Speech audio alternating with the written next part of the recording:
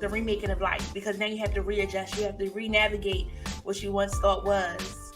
Yeah, But and then guess what? sometimes, yeah. And so I feel like sometimes grief shows you who you are as well.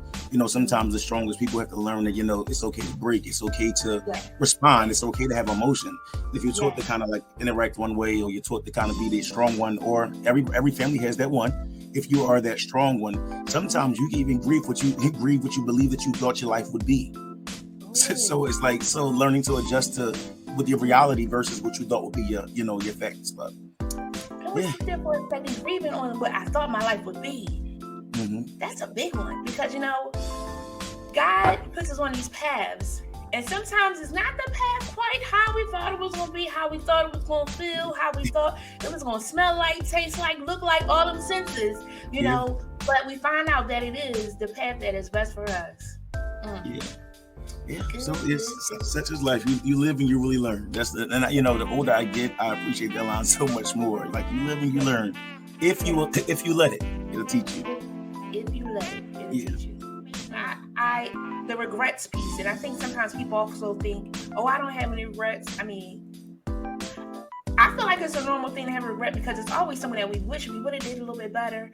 When we cut somebody off, or maybe we shouldn't have cut them off, and then somebody cuts us off when we ready to go off, it was like, oh, I just did it to somebody else. But let's talk about that too, and regrets and normalizing it. And it does happen, because sometimes we wish we did do something that we didn't do.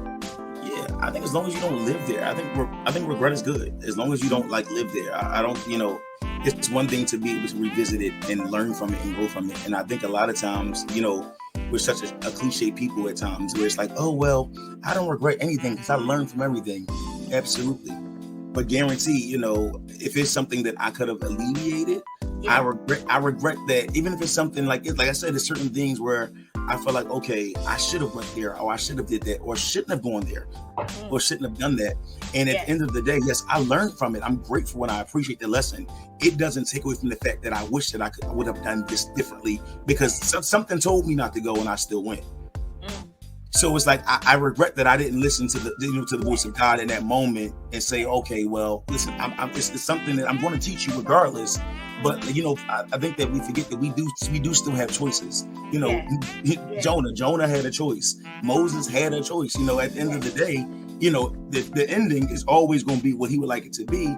But he does allow us that wiggle room to make decisions. I like it.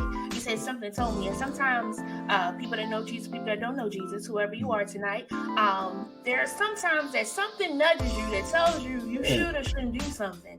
Those of us that know Jesus, we know a little bit more. We still don't always listen to it either, so don't worry. But sometimes we are getting that warning and we're not yielding to it. I was talking to her, she's like, I know something told me. I said, sis, listen to that a little bit more. Yeah. Somebody trying to help you. Listen to that just a little bit more. So that's why I would say to our friends tonight, listen to it just a little bit more, so that you don't have some regrets. Absolutely. What is the best advice you've received, or words of wisdom you've received, to continue going on in your gift and what it is that you do? Actually, it's just to be confident in the gift that he gave you.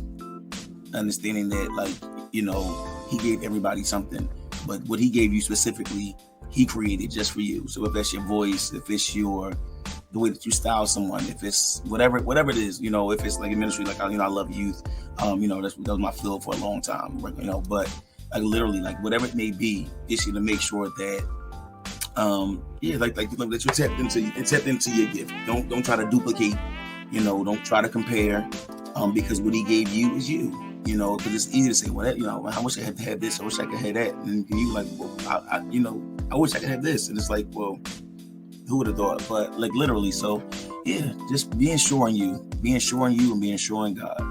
Literally. Yeah. All right. Love the way you love me. Love the way you care.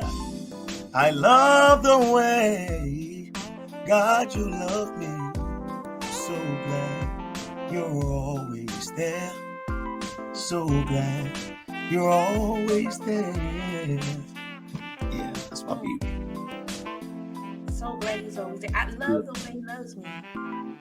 Because if we really are honest with ourselves, listen, we couldn't even tap into the Same thing. We couldn't even tap into deserving it. So undeserving.